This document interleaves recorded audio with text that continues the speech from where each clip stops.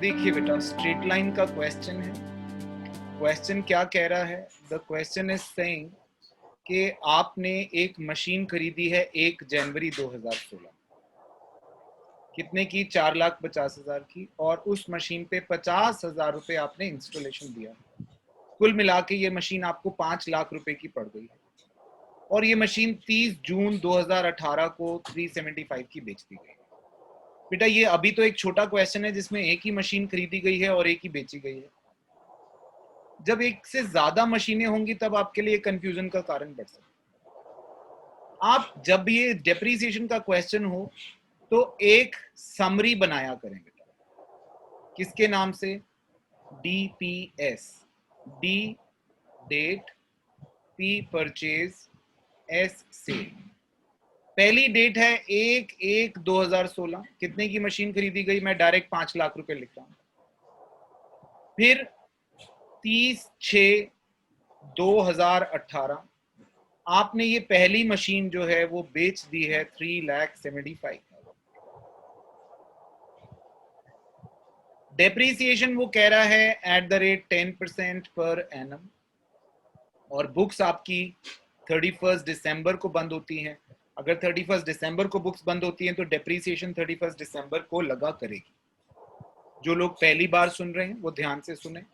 ये अकाउंट जो बनता है, इस अकाउंट में जो भी चीज आपकी मशीन को बढ़ाएगी वो डेबिट साइड में दिखाई जाएगी, और जो भी चीज आपकी मशीन को घटाएगी वो क्रेडिट साइड में दिखाई जाएगी। टू रिमेंबर, इधर परचेज और प्रॉफिट दिखाया जाएगा, इधर डेप्रीसिएशन दिखाई जाएगी, सेल दिखाई जाएगी और लॉस दिखाया जाएगा। ठीक है? प्रॉफिट लॉस कब होएगा? जब मशीन आप बेचोगे, जैसा इस क्वेश्चन में होने जा रहा है। अब आप समरी के हिसाब से 1 जनवरी को आप मशीन खरीदोगे। मशीन खरीदोगे तो परचेज तो इधर आएगी। आप यहां डेट में, date particular amount, date particular amount, आप डेट में लिखिए 1/1/16। To bank account, how much? 5 lakh rupees. अब ये 1/1/16 वाला ईयर कब खत्म होगा? अगर हमारी बुक्स 31 दिसंबर को क्लोज होती हैं तो ये ईयर खत्म हो जाएगा 31/12/16। तब आप यहां पर लगाएंगे पूरे 1 साल की डेप्रीसिएशन। पूरे साल में जितनी मशीन घट गई है, बेटा मशीन है, फिक्स्ड एसेट है, हर साल कुछ ना कुछ घटेगा, तो जितना घट गया है वो लिख दीजिए। आपकी मशीन की डेप्रीसिएशन का रेट है 10%। अंबिया, 5 लाख रुपए का 10% will be 50,000 rupees, so I write it here. ठीक है? Now 5 lakh minus 50,000, you are left with by balance CD 4,50,000। आप इस अकाउंट को 2016 के बंद कर देंगे, दोनों साइड टोटल करके। दोनों साइड टोटल करिए और बंद कर दीजिए। इसी अकाउंट को अगले साल भी कंटिन्यू करेंगे क्योंकि मशीन अकाउंट है, साल दर साल चढ़ता रहेगा। अब 1/1/2017, बेटा 31 दिसंबर 16 की अगली डेट क्या होगी? 1/1/17। यहां पर आप लिखेंगे टू बैलेंस BD। ये बैलेंस BD जो आपने ये लिखा है ये यहां ट्रांसफर हो जाएगा 4,50,000। बेटा 2017 में मुझे कोई इवेंट नहीं दिख रहा। अगर आप अपनी समरी देखें, so there is no event in 2017। Is there any event? Nothing. तो आप केवल 31 दिसंबर तक पहुंचिए और डेप्रीसिएशन लगा दीजिए। बाय डेप्रीसिएशन अकाउंट, फिर से कितना? 5 लाख का 10% 50,000। इसी डेट को आप लिख देंगे bye balance CD 450 minus 50, your balance is 4 lakh. फिर से इसको टोटल कर देंगे बेटा, the total is 450 450। Is that okay? फिर 1/1/18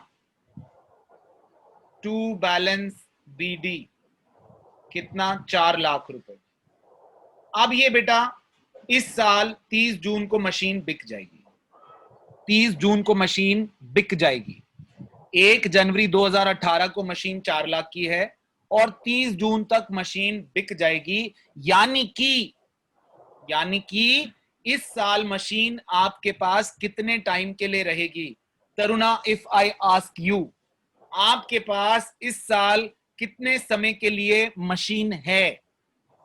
for how long do you have machine? Sorry, 5 months. बेटा 30 जून तक 6 महीने बनेंगे। 30 जून तक 6 महीने बनेंगे। 1 जनवरी से 30 जून तक कितने महीने बनेंगे? 6 महीने। तो आप लिखेंगे 30 6 18। जब तक आपके पास है तब तक की डेप्रीसिएशन आपको लगानी पड़ेगी। कैसे लगाएंगे?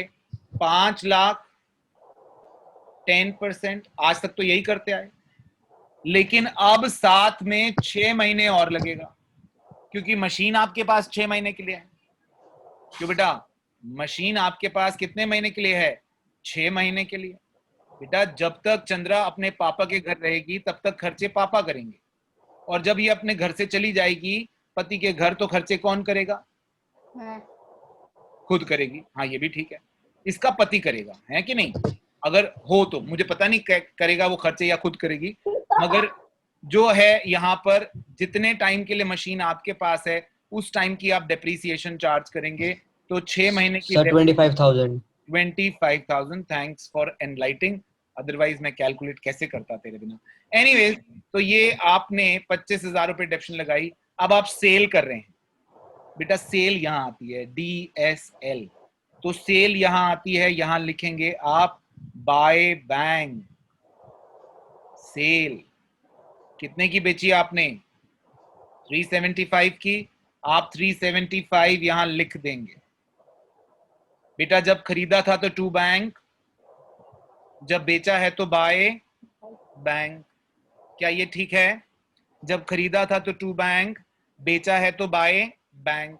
अब क्या निकालना है बेटा मुझे? Profit loss. प्रॉफिट लॉस के लिए 2 फॉर्मूले यूज करने वाला। पहला फॉर्मूला, प्लीज वर्किंग नोट पे ध्यान देंगे बेटा, वर्किंग नोट पे ध्यान देंगे। सर प्रॉफिट लॉस तो आएगा ही नहीं। बेटा जो भी आएगा अभी देख लेते हैं। प्रॉफिट लॉस देखते हैं कैसे निकालते हैं। पहला फॉर्मूला बुक वैल्यू का। बेटा बुक वैल्यू का फॉर्मूला कैसे लगता है? Debit balance of the asset minus depreciation till date of cell.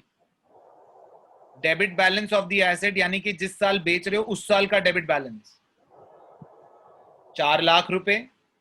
हाँ बेटा कितना? 4 lakh minus depreciation till date of sale 25,000, ये लगाई आपने। सर टिल सेल में 1,25,000 नहीं आनी चाहिए? 3,70,000 इसी साल की बेटा, इसी साल 3,75,000 आ गया book value. Second formula profit oblique loss is sale value minus book value. Sale value है 375,000 और बुक वैल्यू है 375,000। चांस की बात है नो प्रॉफिट नो लॉस आ रहा है। आपको समझाने के लिए मैं क्वेश्चन चेंज कर देता हूं। Let's say it is sold for, Mridul please be silent. मान लीजिए ये क्वेश्चन में ये 325 का बिक रहा है। 375 की जगह कितने का बिक रहा है? 325 का। Now the things will change. अगर ये 375 की जगह 325 का बुक बिक रहा है तो अब आपके पास प्रॉफिट लॉस आएगा। कैसे? यहां ध्यान दीजिए।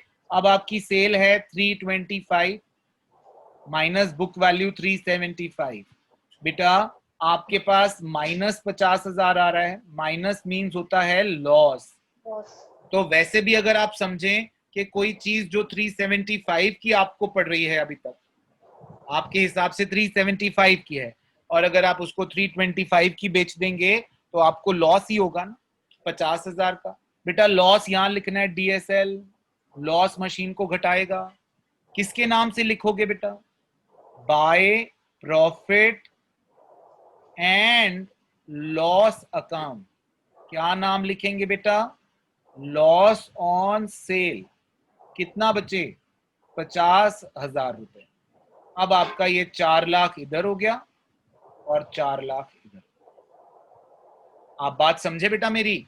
तो जब भी आपको प्रॉफिट लॉस निकालना है you will do like this.